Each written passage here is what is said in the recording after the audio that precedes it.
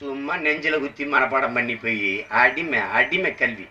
கல்வியே அறிவை வளர்க்கல, வாழ்க்கையை கற்பிக்கல, அறிவை வளர்க்கல. கல்வியே ஒரு அடிமை கல்வி முறை.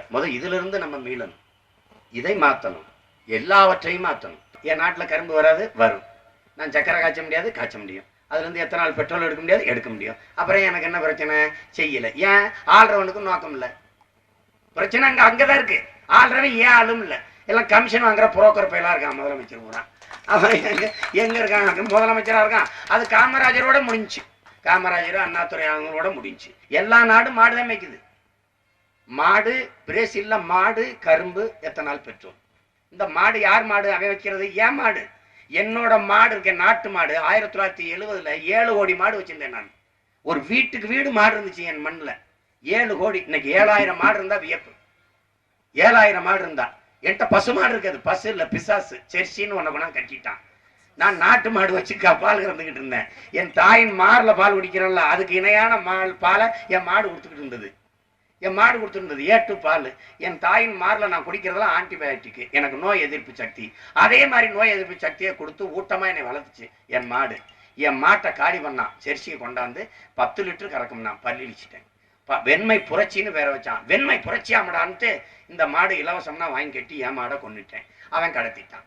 என் காளை எந்த ஜல்லிக்கட்டு காளையை வதைக்கிறேன்னு கொல்ல துடிக்கிறானோ அந்த காளையின் விந்தணுவை எடுத்து 1 மில்லிய 100 கோடிக்கு வாங்கிட்டு போய் நாடு முழுமைக்கு அவன் நாட்டு மாடு என் மாட்டை உருவாக்கிட்டான்.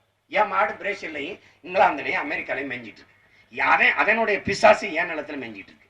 இங்க இருக்கிற பிரச்சனை இவங்களுக்கு புரிஞ்சுக்கணும். இந்த ஜெர்சி மாட்டு பால் பால் மாதிரி பால் இல்லை.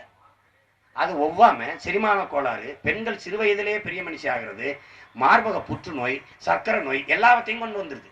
இந்த பால் மூலமா சர்க்கரை நோயை பரப்பி மட்டுமே 375 லட்சம் கோடி ஊசி மருந்து தகாசுல கொண்டு போயிட்டான். 375 லட்சம் கோடி.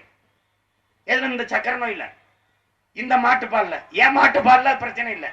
எத்தனை மாடு வச்சிருந்தேன்? காங்கயம், கார்பருக்கர், சிவப்பதகி, சாக்கிவால், உப்பளஞ்சேரி, புளியங்குளம் பட்டி மாடு, தேனி மலை மாடு, பருகூர் மலை மாடு, சிந்தி, ஓங்கூர், கிருன்னு பல மாடு வச்சிருந்தேன். பல மாடு. ஒண்ணும் இல்லை. கடைசியா செர்சி. அது மாடாம இல்ல, கொம்பு இப்படி இருக்கு, இதா இருக்கு, ஒண்ணும் பண்ண முடியாது.